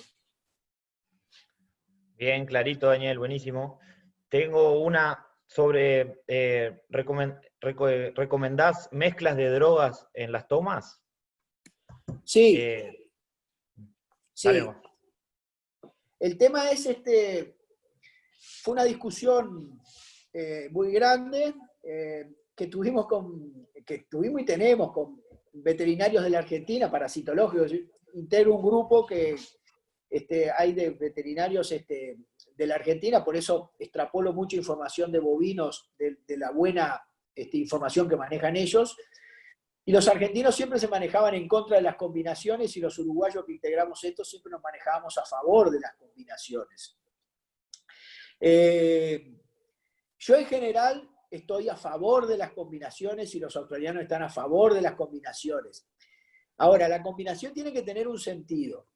Algunas veces es complementariedad entre especies. Por ejemplo, combino naftalofos con un moxidectina en este momento. Con el naftalofos mato la lombriz de cuajo, que alguna puede quedar, y con la moxidectina mato todos los intestinales. Entonces complemento la acción sobre diferentes parásitos y devuelvo el amplio espectro.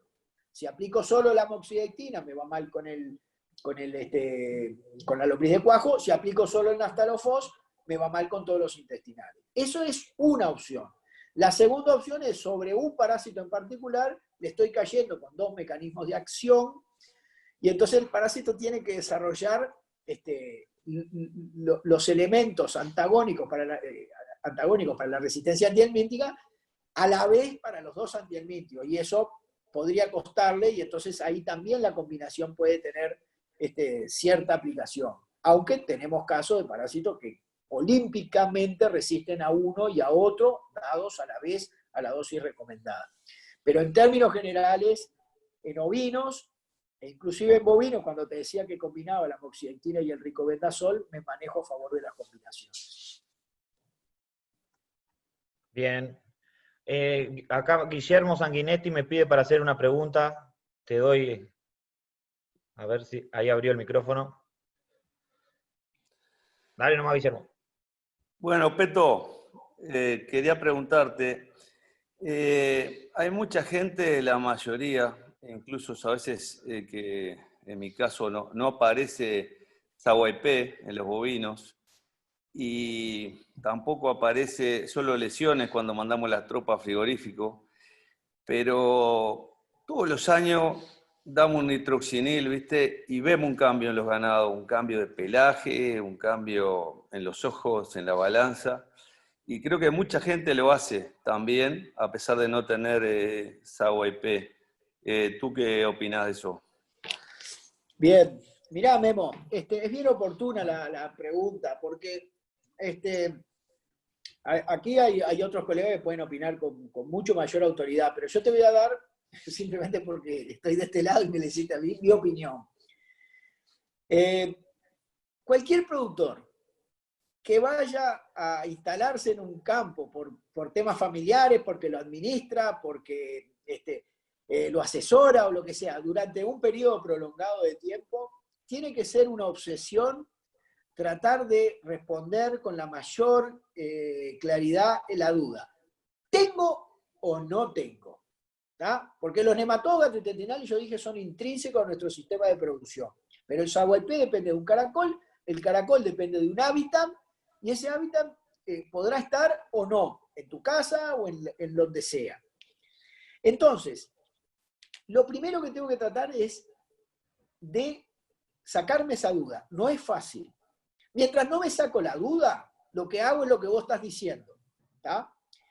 Pero lo que vos estás diciendo que está bien, no puede pasarnos para toda la vida, no puede transformarse en estructural. Porque lo que vos estás diciendo, cuando vos tenés la duda, está bien. Si yo no hago el tratamiento, capaz que estoy con un problema, no lo estoy controlando, y entonces sigo con ese problema. No, ¿cómo no voy a tratar? Entonces, tengo la duda, me parece que anda, lo aplico. Pero Memo, estás diciendo una cosa muy importante. Mientras no tengo información técnica, es me parece. Pero si fuera por me parece, voy a poner un ejemplo extremo que lo uso para discusiones de ciencia. Si fuera por me parece, el Sol gira alrededor de la Tierra. Y Galileo demostró que no contra toda la humanidad, inclusive nuestra Iglesia Católica. Entonces, esto es general, nos pasa toda la vida. Mientras no sabemos, me parece. Pero a veces el me parece, que es el empirismo, que tiene su valor, la observación tiene su valor, yo la valoro, pero después tiene que venir la información técnica y por supuesto la información científica. Entonces, mi recomendación es, mientras no sepas, hacelo. Pero tu obsesión tiene que ser sacarte esa duda. ¿Cómo te sacas esa duda?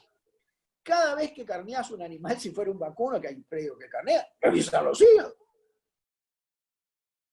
Si aparece saguaypé en un animal nacido y criado en tu establecimiento, se terminó la duda, lo tenés el problema.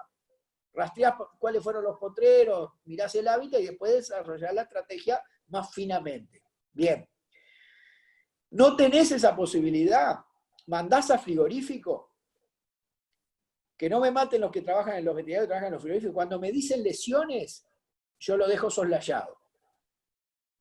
Pero generalmente, y lo hice hace 10 días, pido un informe específico de la tropa. Le pido al veterinario del frigorífico, me comunico con él y le digo, vos, la tropa de Memo Sanguinetti va a ir la semana que viene. Necesito un informe de si en esos vaquillonas gordas que embarcó tienen saguaypé vivo. Entonces se presta especial atención a tus vaquillonas y si hay saguaypé vivo y esas vaquillonas nacieron en tu establecimiento, estás confirmando la sospecha de que el saguaypé está. En suma, mientras no se sabe lo que vos estás diciendo, está bien, pero tiene que ser una obsesión tratar de sacarnos esa duda. Yo en el campo del sur no tenía saguaypé.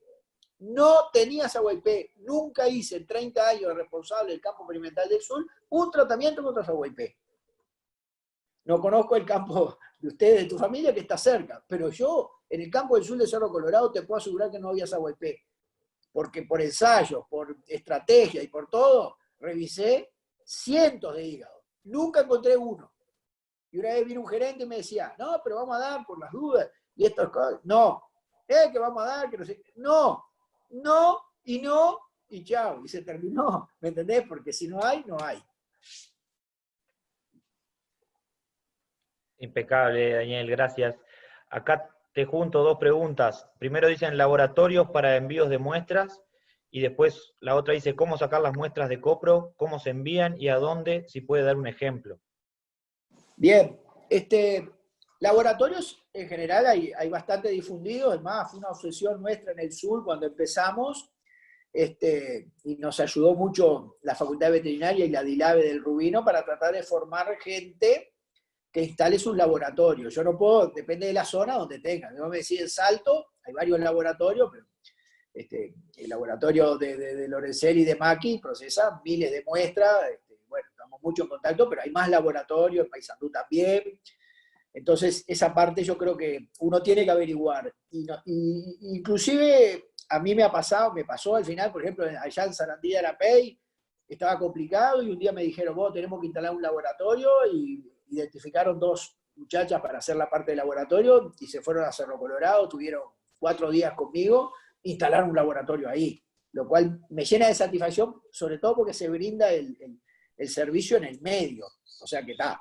No puedo garantizar que haya en todos lados, por supuesto que no lo hay, pero están bastante difundidos. ¿Cómo se sacan las muestras? La muestra es muy fácil porque vos decís, directo del recto, pero no siempre vas a llevar los animales a los bretes para sacar muestras. Vos, por ejemplo, arrinconás ovino o vacuno en una esquinita de un potrero, si vas a hacer un muestreo no identificado para ver cómo está la cosa, y después ves la muestra fresca, que está recién defecada, húmeda, tibia, chao, vamos arriba, sacás esa muestra y vas sacando varias muestras y podés remitir. En realidad lo más importante no está en la extracción, y si pasan por los bretes, sacás directamente del recto, ¿no? En realidad el problema no está ahí, el problema está en la remisión, que tiene que tener una buena cadena de frío y tiene que llegar rápidamente al laboratorio. Y acá una cosa para los productores. Vos tenés que adecuar la muestra a cuando vas a ir al pueblo, a la ciudad o al laboratorio. No podés sacar 4 días antes porque dentro de 4 días voy a ir. Porque si no el laboratorio tiene un par de días para procesar esa muestra. ¿Tá? Entonces vos tenés que decir, si yo voy a ir dentro de 4 días, la muestra la saco ese día o como mucho el día anterior. Para que después con buena cadena de frío se procese bien en el laboratorio y el resultado sea confiable. Lo otro interesante es cuántas muestras. Una vuelta vino un australiano y después nosotros hicimos un trabajo similar con datos de acá, a ver si 10 muestras. En términos generales, para tener una idea, porque yo te puedo decir un porcentaje, entonces pues ya para estos terneros tengo que sacar 14 muestras, para estos corderos tengo que sacar 32.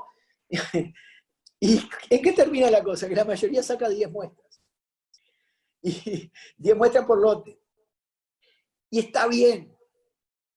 Está bien porque es simple, porque las cosas tienen que tener cierta practicidad. Nosotros analizamos específicamente con miles y miles de datos, copiando un trabajo de los australianos. ¿Y qué es lo que pasa? Vos con 10 muestras no necesariamente pegás en el promedio general. Vamos a tener, yo qué sé, 100 corderos, por decirte, o 300 corderos. Entonces vos con 10 muestras, el promedio real es 1800. Y vos sacás 10 muestras y te da 1500, ¿tá? Porque las muestras se sesgaron hacia abajo. El análisis que hicimos nos dio que si bien te sesgás un poco, lo que no erras es la recomendación, que es lo que le importa al productor. Porque si tiene 1800, tiene 1500, en los dos casos va a tratar. Entonces, muestreos de 10 muestras te pueden complicar cuando estás en el límite de decidir el tratamiento. Por ejemplo, que te da 500 en la lanario, que te da 110 en los terneros. Entonces ahí, si las muestras sobreestimaron o subestimaron, te puede complicar la decisión. Pero cuando están pasadas, no te cambia mayormente. Entonces en esto hay que ser práctico, que me disculpe, pero hay que ser práctico. Generalmente, con 10 muestras alcanza para hacer un muestreo. Y la cadena de frío es fundamental. En esta época, la cadena la da el clima, pero en verano y en primavera, y eso guarda que a veces hay problemas. Bien, acá complementan tu respuesta, dicen que en la página web del SUL hay una lista de laboratorios que dan el servicio, así que ahí se puede buscar. Ahí después, tienen algunos y después algunos más que puedan escapar a esa web. Bien, sigo con preguntas sobre el muestreo. Acá ponen de una experiencia o de algo que se hace en Argentina, de muestrear en el campo, o sea, bosta recién puesta, de la parte del medio, digamos, sin que haya tenido contacto con el suelo, pero sacar muestras de ahí, a ver qué te parece, qué experiencia tenés. Sin tocar el tema de la contaminación de la muestra. Sí, ¿y qué experiencia tenés frente a sacar muestras así, a terneros, o sea, bosta recién puesta, En el potrero? sacar esa muestra? A nivel de Sí, campo, digamos, sin llevar el rodeo en sí, el sí. potrero. No, bien. En general es lo que recomiendo. O sea, llevar una tropa a los bretes solo para sacar muestras es un despropósito, porque el trabajo que da salir al campo, juntar, embretar, todo eso. Salvo que estés haciendo un ensayo, que vas a hacer un trabajo de resistencia antihelmíntica, ahí no, ahí son temas diferentes. Pero cuando es un muestreo de campo, sacás en el campo. Lo que pasa es que a veces hay que ser medio vaquiano para ver cómo hacer. Por ejemplo, en ovino vos juntás en una esquina y después lo tenés 15 minutos, después retirás y encontrás la muestra y no tenés ninguna duda de que bostearon y que son frescas y que son fiables y todo, y son al azar. En vacunos a veces te cuesta un poquito más. Yo lo que he encontrado, pues esto cada cual con su experiencia práctica, pragmática, vos a veces, vos tenés los animales, están comiendo, están rumiando, ahí los movés, pero tenés como que moverlo y después retirarte un poquito. O sea, dejarlos que ellos, y ellos a veces dan unos pasos, ¿viste? Y medio que se desperezan, no sé si estaban echados y eso, y generalmente bostean ahí, y entonces ahí sacas la muestra. Pero en definitiva, las muestras del campo, inclusive si tomaron contacto con el piso, no pasa nada, porque vos podés sacar la muestra, por más de que en el caso de vacuno ni que hablar, ¿viste? Podés sacar la cantidad de muestra, digamos, sin que haya tomado contacto con el pasto. Pero además si tomó contacto con el pasto, tampoco en general pasa nada para el tipo de muestreo, que es un muestreo de diagnóstico del problema. No pasa nada, en vacuno y en ovinos. Así que es altamente recomendable y es práctico. Santi, Miguel Pizarrosa tiene hace rato la mano levantada, no sé, Miguel, si era por algo en particular. Dale, buenísimo. Sí, Gonzalo, no, para Daniel, preguntarle de que siempre escuchamos que el rotar los lanares después de la toma era bueno. Y escuché últimamente a gente que dice, no, si está infectado el potrero, retirás la toma y que vuelvan al mismo para poder ir controlando la eliminación de ese potrero. Como que si no hay posibilidades de rotar, sería bueno seguir insistiendo y hacer unos controles periódicos para ver si vamos bajando la dotación de infección en el potrero. Digamos, yo siempre tomé el conocimiento que teníamos de dar la toma y rotarlo, tener un predio de por lo menos 20, 30 días vacío para que el contagio no se siga reproduciendo. A ver qué información nos puede brindar sobre eso. Bien.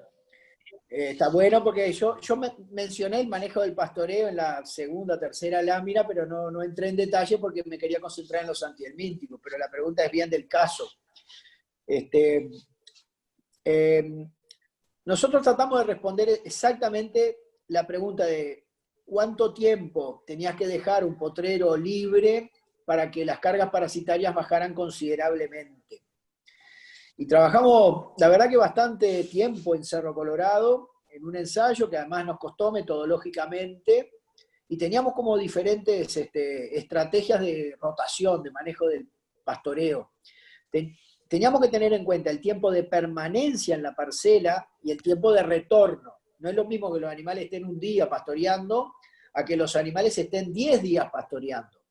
Porque cuando están un día, lo que ellos contaminan ese día en esa propia parcela, no hay ninguna posibilidad que lo levanten porque los huevos que contaminan demoran 8 a 10 días en volver a transformarse en larva para que se vuelvan a reinfectar. Pero cuando estamos 10 días de pastoreo en una parcela, los animales se pueden reinfectar en la propia parcela de su propia contaminación.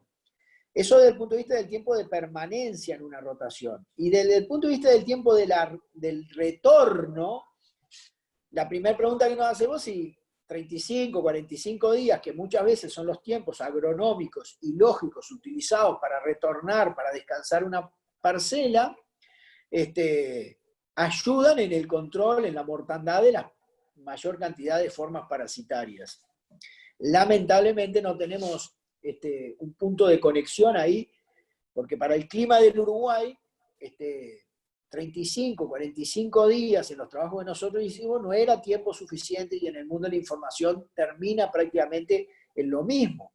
Entonces, lamentablemente, rotaciones de ese tipo no nos dan utilidad desde el punto de vista del control parasitario. Y si los tiempos de permanencia en las parcelas son largos, ahí nos complica el tiempo de permanencia. Eso determina que, en principio, teóricamente, yo te podría decir, para tener una rotación adecuada tendría que tener tiempo de permanencia de 3-4 días y tiempo de retorno mayores a los 110, 120 días. Eso desde el punto de vista del manejo de la pastura posiblemente sea no recomendable. Y además habría que estudiarlo bien, porque nosotros lo estudiamos, pero ese tipo de estrategia nos faltó. En suma, no tenemos hoy en día, en el nivel de conocimiento actual, el otro día hablaba con Sergio Fierro del SUL, él tenía intenciones de ajustar algunas cosas, pero hoy yo no tengo una recomendación práctica para eso. Hemos hecho esfuerzos para tratar de tener una recomendación práctica para el productor y no la tenemos. Sin embargo, el productor muchas veces trata al cambiar de potrero. Entonces eso puede no tener impacto porque el potrero igual está contaminado, pero muchas veces yo me puse a pensar, tampoco está contraindicado. Una cosa es que esté indicado y otra cosa es que esté contraindicado. Entonces, esos tratamientos a veces cuando hacemos cambio, contraindicado no está. Indicado al nivel de conocimiento que tenemos actualmente, tampoco. Lamentablemente. Sinceramente me gustaría tener información más concreta. Y yendo a una parte específica de la pregunta tuya, con tratamientos químicos, pensar en suprimir la población parasitaria, yo la veo difícil.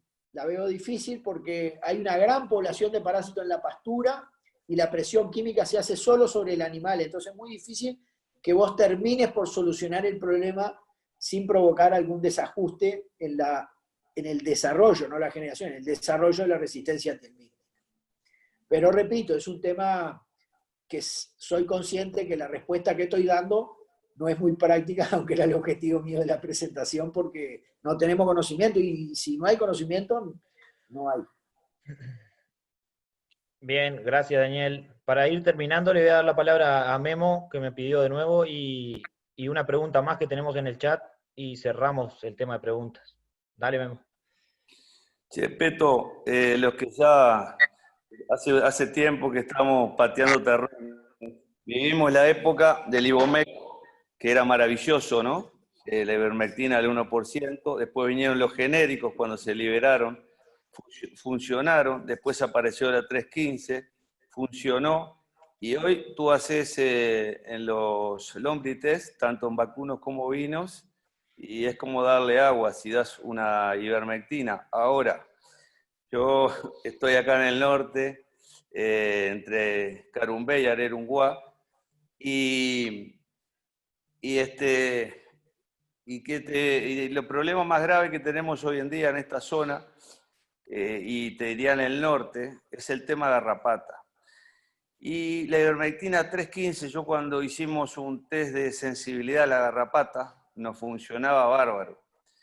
O sea, era una más de las tomas que de acuerdo a la temporada íbamos rotando, ¿no? O sea, ivermectina, fipronil, y teníamos otra más.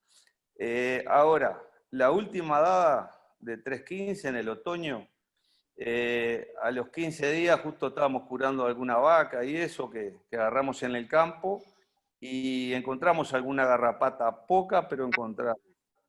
¿Qué opinas tú de esto? Bien, me haces una pregunta que tiene varias aristas. En primer lugar, tenía una arista de calidad del producto, porque hablaste del tema, el Ivomec como un producto de calidad, y después los genéricos. Y después tiene una arista de concentración y encima dosis, porque pasaste a mencionar el tema de la 315.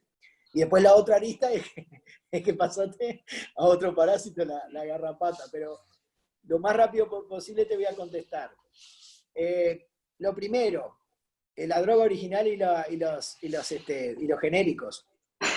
Farmacólogo argentino, Carlos Lanuse, que es AAA de la farmacología de antihelmínticos mundial, hizo un trabajo en Argentina sobre la diferencia entre la droga original y algunos genéricos que tenía en Argentina, encontrando diferencias, o sea que los productos no eran bioequivalentes, ¿tá? Entonces que no era lo mismo. En algunos casos era lo mismo y en otros no. O sea, algunas ivermectina eran genéricas y andaban bien, y otras más o menos. En base a ese trabajo, con Gonzalo Suárez, como parte de su doctorado, hicimos un trabajo para albendazoles en el Uruguay. Y comparamos 4 albendazoles. El original, el Balbacén, con 3 albendazoles. Y encontramos que en el caso de uno, que era genérico, de un albendazol, era bioequivalente y otros 2 no.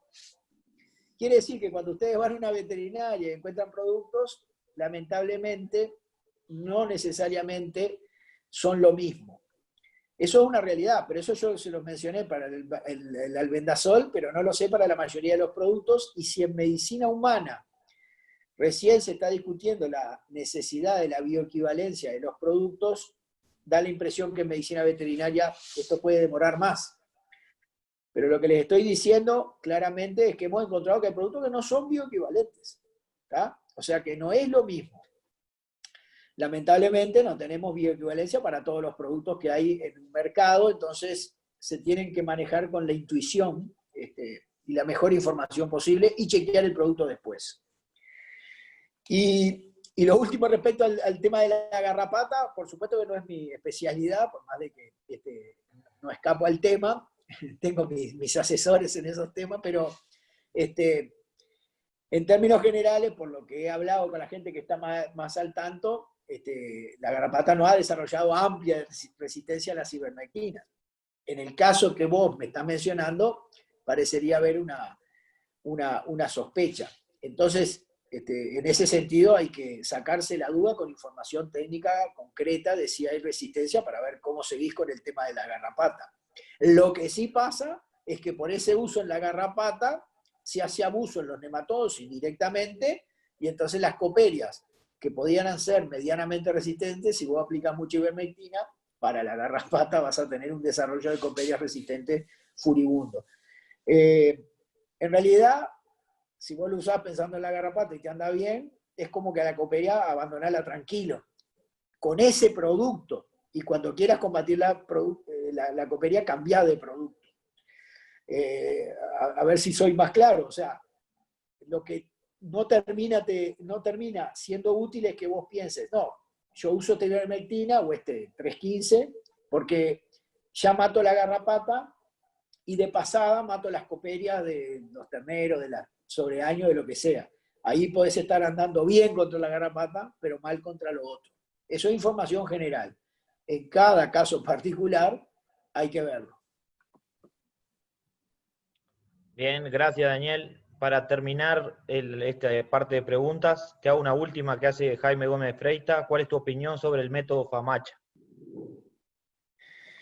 Bueno, para tener una idea, la Famacha que yo lo mencioné ahí es un método de aplicación selectivo sobre determinados animales. Lo desarrollaron los sudafricanos porque cuando vos tenés lombriz de cuajo, que es nuestro principal parásito, vos podés pasar todos los animales y rápidamente hacer una revisación del color de la mucosa del párpado y dosificar solo los animales que están más afectados. Eso es el Famacha, la aplicación de un tratamiento solamente a los animales más afectados. Nosotros trabajamos con esos sudafricanos y con el Rubino, con la Dilave, en tratar de poner a punto esa estrategia, a ver si verdaderamente nos era de utilidad. Y la verdad que cuando el problema parasitario era fuerte, no nos resultó como una estrategia recomendable. Porque la frecuencia de revisaciones de la majada era prácticamente, tenía que ser semanal, la habíamos hecho cada 15 días y el problema parasitario se nos escapaba. Y además lo hacíamos cada 15 días y teníamos pérdidas productivas. Entonces, yo no quiero tener pérdidas productivas y yo quiero controlar bien los parásitos. Entonces, hoy en día lo que yo pienso es que es una técnica de utilidad en determinados momentos, estratégicamente, la he utilizado y la sigo utilizando y la sigo recomendando en momentos puntuales. Pero si vos me decís al Uruguay a los productores que nos están escuchando, decirles, vamos a aplicar nuestra estrategia de tratamiento, va a ser solo Famacha, yo personalmente no la recomiendo. Conozco productores que la utilizan y están contentos, y si ese productor está contento, sería un atrevido si yo le digo, no hagas más esto, porque lo primero que tiene que hacer un productor es estar conforme con lo que ellos están haciendo. Pero yo, como recomendación general, como estrategia de tratamientos masiva, yo y al nivel de conocimiento que tengo no la recomiendo. Como estrategia puntual, sí.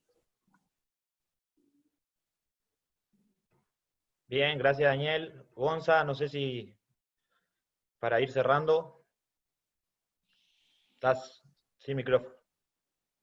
Daniel, gracias por destinar esta media mañana a todos nosotros. La verdad que tuvimos casi 45 personas conectadas que siguen hasta ahora, lo cual demuestra el interés de la charla. Y de parte está el presidente del grupo, no por hablar con él, pero lo bueno de estas iniciativas de que un grupo quiere evacuar algunas dudas sobre algún tema puntual y con esta metodología podemos llegar a mucha más gente y de manera más eficiente. Así que nada, muchísimas gracias de parte de FUCREA de brindar este tiempo y sé que estás a las órdenes para cualquier consulta posterior, así que cualquier cosa te vamos a estar molestando. La charla está grabada, por lo tanto la vamos a colgar en la página de FUCREA y para que cualquier otro que quiera escucharla es simplemente apretar un clic y tener el tiempo. Hola. Miguel. Hola.